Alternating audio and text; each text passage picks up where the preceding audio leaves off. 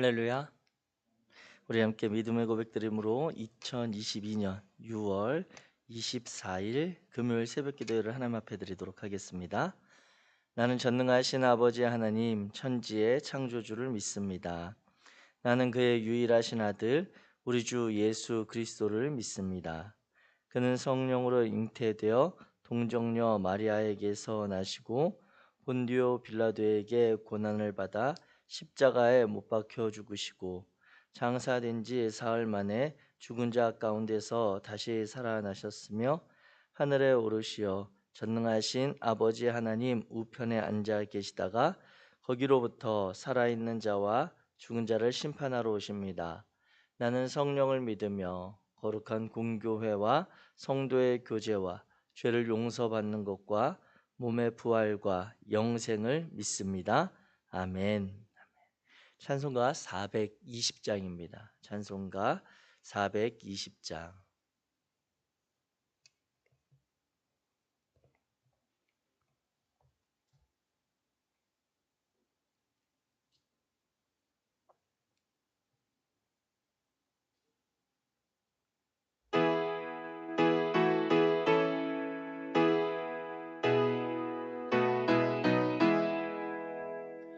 너 성결케 위해 늘 기도하며 너 주 안에 있어 늘 성경 보고 온 형제들 함께 늘 사귀면서 일하기 전마다 너 기도하라. 너 성결케 위해 내 머리 숙여 저 은밀히 계신 내 주께 빌라. 주 사귀어 살면 주 닮으리니 널 보는 이마다 주 생각하리. 너 성결케 위해 주 따라가고 일 다급하여도 당황치 말고 참 즐거울 때나 또 슬플 때나 너 주님만 믿고 늘 따라가라. 너 성결케 위해 늘 기도하며 내 소원을 주께 다 맡기어라. 너 성령을 받아 주 섬겨 살면 저 천국에 가서 더 잘 섬기리. 아멘. 오늘 함께 읽으실 하나님의 말씀은 구약성경 역대상 13장입니다. 구약성경 역대상 13장 1절부터 14절까지 말씀입니다. 제가 가진 성경 구약성경 630페이지 역대상 13장 우리 1절부터 한 목소리로 천천히 같이 읽겠습니다. 시작. 다윗이 천부장과 백부장 곧 모든 지휘관과 더불어 의논하고 다윗이 이스라엘의 온 회중에게 이르되 만일 너희가 좋게 여기고 또 우리의 하나님 여호와께로 말미암았으면 우리가 이스라엘 온 땅에 남아있는 우리 형제와 또 초원이 딸린 성읍에 사는 제사장과 레위 사람에게 전령을 보내 그들을 우리에게로 모이게 하고 우리가 우리 하나님의 궤를 우리에게로 옮겨오자.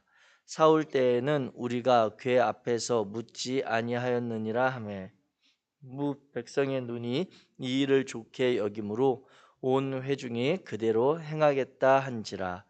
이에 다윗이 애굽의 시올 시내에서부터 하맛 어기까지 온 이스라엘을 불러 모으고 기럇 여아림에서부터 하나님의 궤를 메어 오고자 할세. 다윗이 온 이스라엘을 거느리고 바알라 곧 유다에 속한 기럇 여아림에서 올라가서 여호와 하나님의 궤를 메어 오려 하니 이는 여호와께서 두 그룹 사이에 계심으로 그러한 이름으로 일컬음을 받았더라. 하나님의 궤를 새 수레에 싣고 아비나답의 집에서 나오는데 우사와 아히오는 수레를 몰며 다윗과 이스라엘 온 무리는 하나님 앞에서 힘을 다하여 뛰놀며 노래하며 수금과 비파와 소고와 제금과 나팔로 연주하니라. 기돈의 타작마당에 이르러서는 소들이 뛰므로 우사가 손을 펴서 궤를 붙들었더니 우사가 손을 펴서 궤를 붙들므로 말미암아 여호와께서 진노하사 치심에 그가 거기에 하나님 앞에서 죽으니라. 여호와께서 우사의 몸을 찢으셨으므로 다윗이 노하여 그곳을 베레스 우사라 부르니 그 이름이 오늘까지 이르니라. 그날에 다윗이 하나님을 두려워하여 이르되 내가 어떻게 하나님의 궤를 내게로 내 곳으로 오게 하려 하고 다윗이 궤를 옮겨 자기가 있는 다윗성으로 메어 드리지 못하고 그 대신 가드 사람 오벳 에돔의 집으로 메어 가니라. 하나님의 궤가 오벳 에돔의 집에서 그의 가족과 함께 석 달을 있으니라. 여호와께서 오벳 에돔의 집과 그의 모든 소유에 복을 내리셨더라. 아멘. 할렐루야. 아멘. 오늘 우리가 역대상 13장의 말씀을 함께 읽었습니다.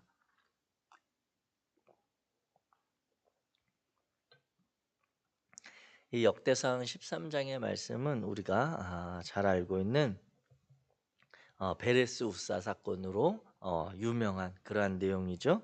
이 내용이 이제 사무엘하에 가면 또 6장에도 나타나는 그러한 내용인데 이 내용을 보면서 우리가 오늘 하루를 새날을 주신 하나님 그리고 그 하나님과 동행하는 우리의 삶에 대해서 다시 한번 좀 돌아보는 그런 은혜가 있기를 바랍니다. 오늘 이 하나님의 길을 옮겨오는 이 장면에 있어서 이 사무엘하 6장에도 동일한 기록이 나오는데 그 분위기와 이 역대상 13장에 나타난 분위기는 약간 다릅니다. 사무엘하 6장에 보게 되면 이 다윗 그 하나님의 언약궤를 옮겨오는 그러한 과정에 있어서 다윗이 주도적으로 그의 마음을 드러내고 다윗이 주도해서 이 하나님의 궤를 옮겨오는 그러한 과정으로 분위기가 묘사되어 있습니다. 그런데 우리가 읽은 오늘 역대상 13장에 보게 되면 1절부터 2절 사이에 보면 다윗이 그 마음에 함께한 것은 맞지만 철저하게 이 하나님의 언약궤를 옮겨오는 것은 다윗 한 사람의 마음이 아니라 이스라엘 온 회중 그리고 온 백성이 함께 바라던 일이었다라고 하는 것을 강조하는 것으로 드러납니다. 그래서 1절에 보면 다윗이 천부장과 백부장 곧 모든 지휘관과 더불어서 의논하는 과정 가운데 그들에게 묻기를 만일 너희가 좋게 여기고 또 우리의 하나님 여호와께로 말미암았으면 우리가 이스라엘 온 땅에 남아있는 우리 형제와 또 초원이 딸린 성읍에 사는 제사장과 레위 사람에게 전령을 보내서 그들을 우리에게로 모으게 하자.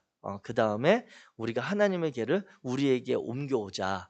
이렇게 나아가는 거거든요. 그러니까 다윗도 그 하나님의 궤에 대한 그런 마음이 있지만 그것을 다윗이 어떻게 보면 왕으로서 어떤 주도적이고 강압적인 그런 이것을 꼭 해야 될 그런 일이라기보다 나의 마음도 있지만 백성들과 온 회중 그리고 제사장과 그리고 레위 사람들이 이렇게 한 마음 되어 우리가 이 하나님의 언약궤로 옮겨오면 좋겠습니다라고 하는 것을 이렇게 표현하고 있다라고 하는 것이죠.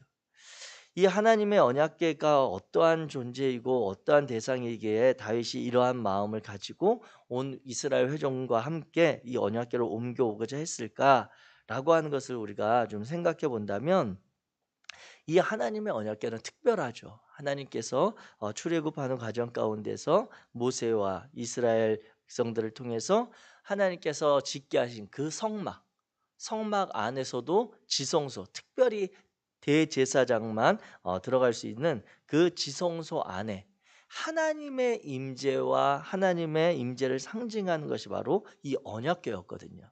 그래서 이 이스라엘 백성들이 성막을 가지고 광야길을 이동한다라고 하는 것은 직접적으로는 그 하나님의 임재가 이스라엘 백성들과 같이 이동하는 그 이 언약궤의 이동과 동일한 것으로 볼 수가 있는 상황이었습니다. 그래서 이스라엘 백성들은 이 하나님의 이 언약궤를 매우 귀하게 여겼고 신중하게 하나님이 토라에서 말씀하시는 규정대로 이 하나님의 언약궤를 대하는 그런 마음이 있었습니다. 그런데 이 언약궤가 이제 사무엘상 4장에 가게 되면 엘리가 다스리던 그 시대 가운데 이 블레셋과의 전쟁 가운데서 이 하나님의 언약궤가 전쟁터에 출동하게 되는 그런 상황이 나타납니다. 그 상황은 어떤 상황이냐면 엘리는 그 집에 그 실로 성소에 있고 그 두 아들이 이제 이 전쟁터에 나가게 되었는데 이때 전세가 불리함을 깨닫고 하나님의 언약궤를 우리가 이 전쟁터에 모셔오자라고 하는 그런 마음으로 하나님의 언약궤를 그들이 이 전쟁의 한복판에 이 하나님의 언약궤를 운반해서 등장시키게 됩니다.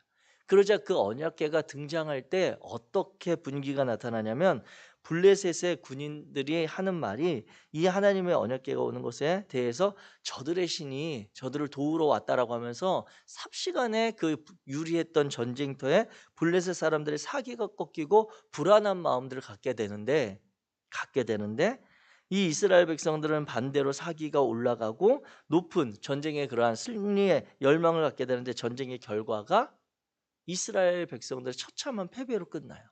그리고 나서 이 하나님의 언약궤는 블레셋에게 빼앗겨서 이 블레셋이 섬기던 다곤 신의 신전에 이렇게 놓여지는 그러한 상황을 맞이하게 됩니다. 이걸 보면서 이스라엘 백성들은 이제 그 하나님께서 자신들의 전쟁 가운데 신들의 전쟁, 즉 야훼 하나님을 상징한 언약궤가 전쟁터에 왔음에도 불구하고 그 하나님이 블레셋이 섬기는 그 신과의 전쟁에서 패배했다라고 하는 그러한 깊은 좌절감과 그러한 아픔의 마음을 가지고 살아가게 되는 과정 가운데 이 이스라엘 민족의 이제 상황과 별도로 사무엘상에 보게 되면 이제 4장, 5장, 6장 가면서 블레셋 땅에서 이루어지는 그러한 상황을 보여주는데 그 상황은 어떤 것이냐면 하나님이 아직도 살아계시다라고 하는 그러한 장면들이 블레셋 땅에서 일어나게 됩니다.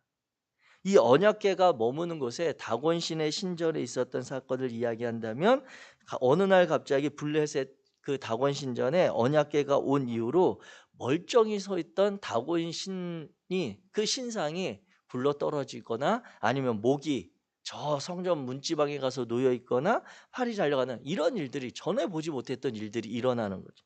그래서 이게 우연한 일인가라고 싶어서 다시 제자리에 그 신상을 세워놓고 해봐도 그런 비슷한 일들이 나타나면서 그들이 불안한 마음을 갖게 됩니다.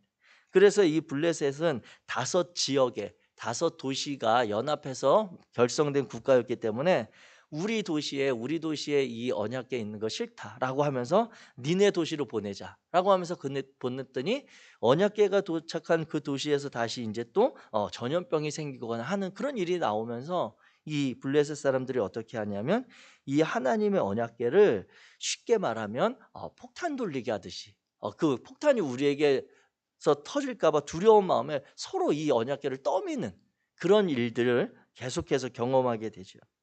그러다가 결국 이들이 최종적으로 모여서 결정한 것은 아무래도 우리에게 닥친 지금 우리가 당하는 이 어려움들, 이 불안한 상황들이 전염병과 같은 일들이 아무래도 저 이스라엘 민족의 언약궤 때문에 그런 것 같으니 저 언약궤를 우리가 이스라엘 땅으로 보내보자 라고 하면서 그들이 선택한 방법이 무엇이었냐면 이제 얼마 되지 않은 엄마의 젖을 뗀 지 얼마 되지 않은 소가 이끄는 수레에 태워서 그 언약궤를 실어 놓으면 이 수레가 이 송아지가 이 수레를 끌고 이제 그 이스라엘 방향으로 잘 가게 되면 이건 틀림없이 이스라엘 민족의 신, 즉 언약궤의 그러한 능력, 그러한 기적이라고 인정하고 우리가 이것을 보내도록 하고, 만약에 이 송아지를 엄마 젖을 뗀 지 일주일이 채 안 됐다라고 하는 것은 그 동물 간의 그 끈끈한 본능에 의해서 어미와 떨어지고자 하지 않는 그런 마음에 이 송아지가 수레를 제대로 끌지 못하고 방향을 잡지 못하고 가지 못할 것이라고 하는 지극히 기본적인 그러한 상식적인 마음에서 그 송아지를 택했던 거거든요. 그래서 이 송아지가 제대로 가지 못하게 되거나 그런 일들이 벌어지면 이건 우리가 어찌 보면 갑자기 닥친 여러 가지 시기적으로 닥친 불행한 일, 우연한 일로 이걸 치자라고 이렇게 판단의 기준을 삼게 됩니다. 그런데 아니나 다를까 이 송아지가 이 언약궤를 실은 수레를 이끌고 잘 이스라엘 땅을 향해서 가게 되는 거죠. 그러면서 그곳에 최종적으로 이제 머물게 되는 것이 어디였냐면 기란이아름의 아비나답의 집에 이제 그 언약궤를 보관했던 그 세월이 20년이나 되는 긴 세월을 이제 보내게 되어진 것입니다. 그 상황 가운데 이제 그곳에서부터 이 언약궤를 옮겨오게 되는 그런 상황을 맞게 되는 것이거든요. 그러면서 이제 그 언약궤를 다윗과 이스라엘 온 회중이 원하는 마음으로 하나님의 궤를 옮겨오고자 할 때에 그 수레를 이끌었던 사람이 오늘 본문에 보면 7절에 우사와 아히오라고 되어 있는데, 이 아히오가 이 사무엘하 6장에 보게 되면 우사와 아효라고 되어 있습니다. 그러니까 그 아히오가 아효라는 그러한 동일 인물이라고 하는 것을 우리가 추정할 수 있고, 이 아효가 수레를 앞에서 끌고 우사가 이제 그 수레 곁에서 이 언약궤 곁에서 이제 이스라엘 땅 향해서 싣고 나오는 그런 상황인 것이죠. 그래서 이 우사와 아효 이 두 사람은 누구냐면 아비나답의 두 아들입니다. 그러니까 이제 그 20년 동안 그 언약궤를 관리하고 보관하고 있었던 아비나답의 두 아들 우사와 아히오가 중심이 돼서 이 하나님의 언약궤를 이제 다윗의 성으로 이렇게 운반해 오는 역할을 맡았던 그런 상황인 것이죠. 그래서 이 상황 가운데 우리가 보게 되면 하나님의 언약궤는 그러한 능력이 있고 아직도 하나님의 임재와 하나님의 살아계심을 상징적으로 보여주는 사건들을 능히 하나님께서 행하시는 그러한 장면들을 우리가 목격하고, 그 상황 가운데 이제 수레가 다윗성으로 옮겨오는 상황을 지금 보고 있는 것이거든요.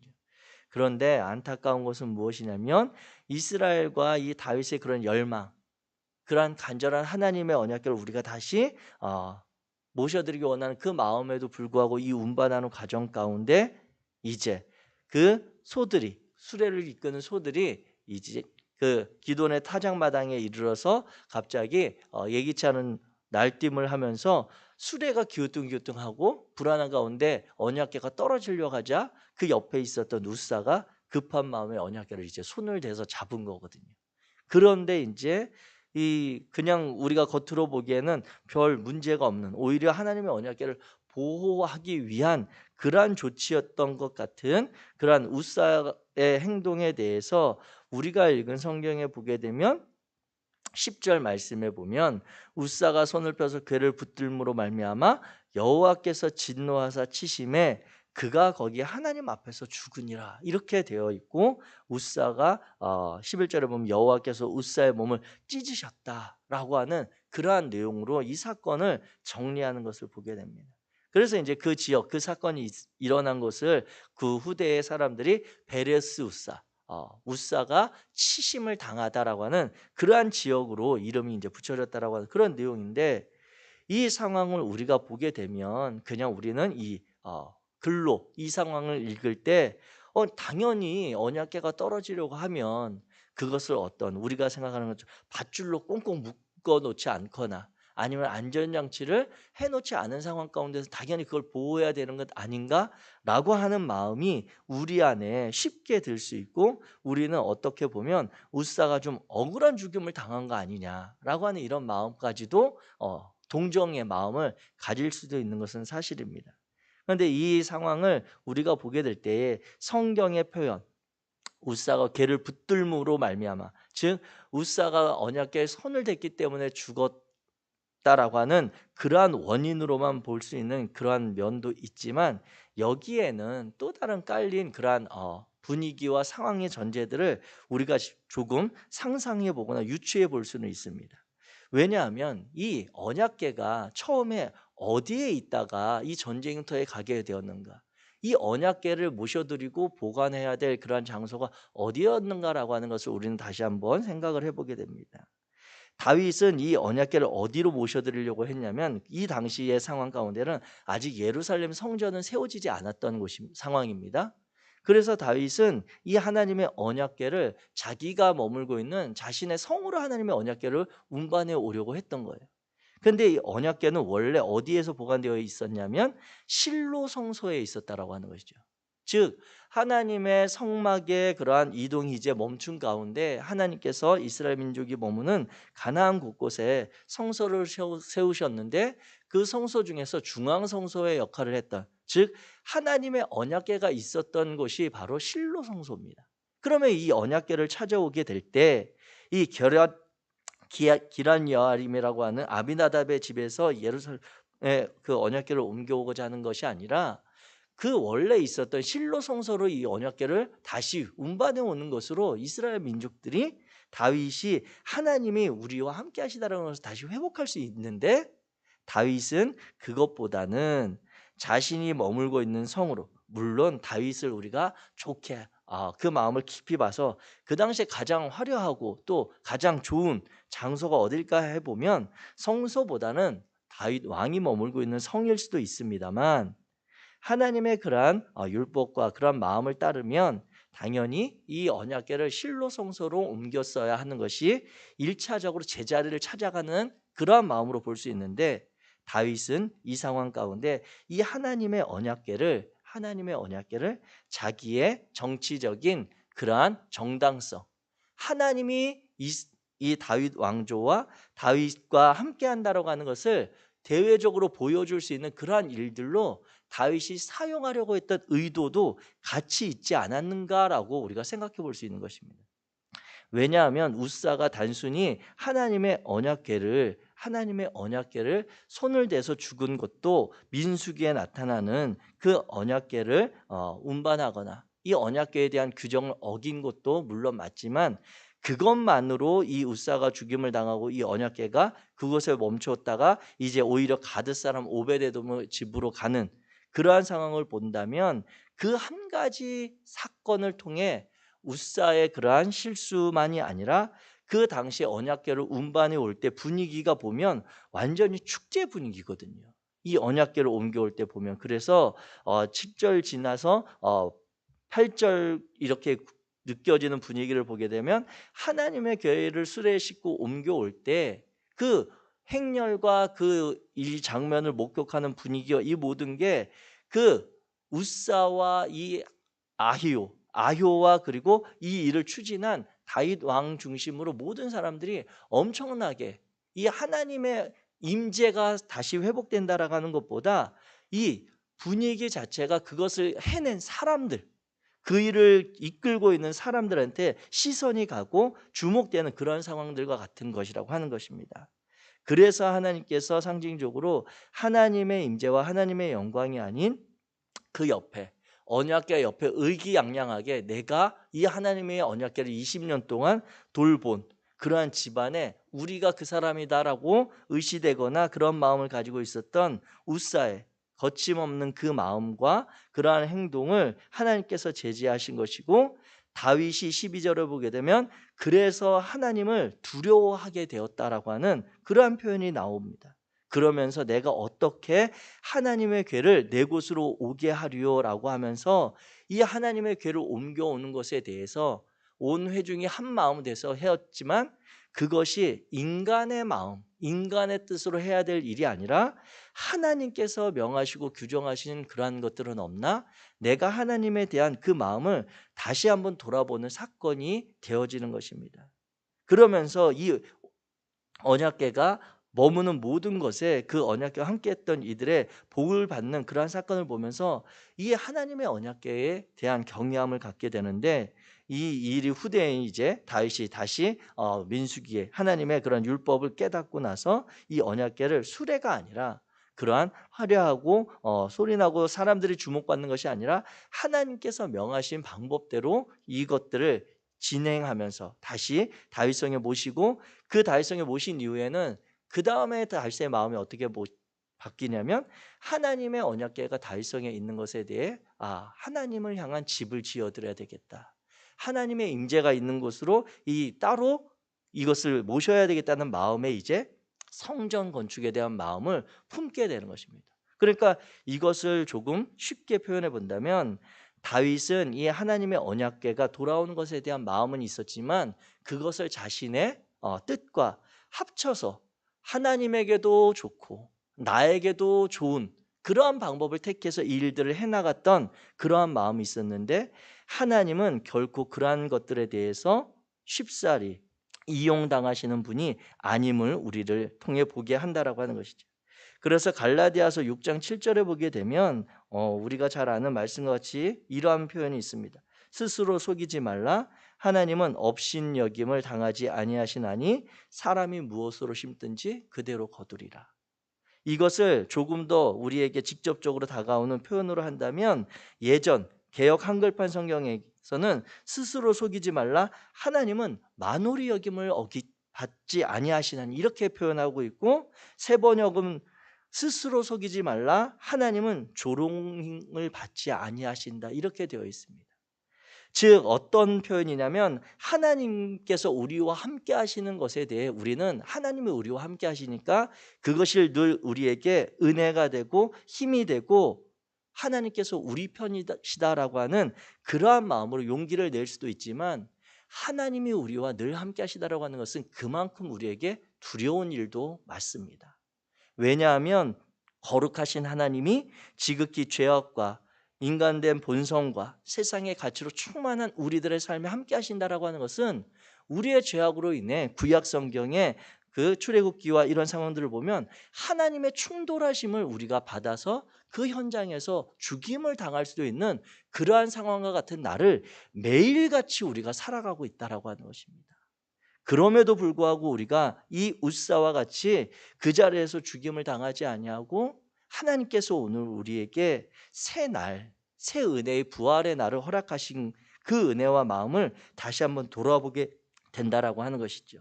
사랑하는 성도 여러분, 오늘 우리가 이 하나님의 언약궤가 돌아오는 상황 가운데 있었던 베르스 웃사의 사건을 돌아보면서, 과연 내가 정말 하나님 앞에 합당한 삶으로 매일매일 하루의 삶을 살아가고 있는지, 정말 그 임마누엘의 하나님이 나에게 은혜가 되고 복이 되는 하나님인지, 어쩌면 내가 하루를 살아가는 동안 하나님과 아예 무관한 삶을 살아가고 있기 때문에 하나님의 이러한 거룩하심의 충돌을 내가 받지 않고 그냥 살아가고는 있지 않은지 돌아보는 그러한 말씀이 될 수 있다라고 하는 것입니다. 사랑하는 성도 여러분, 말씀을 맺고자 합니다.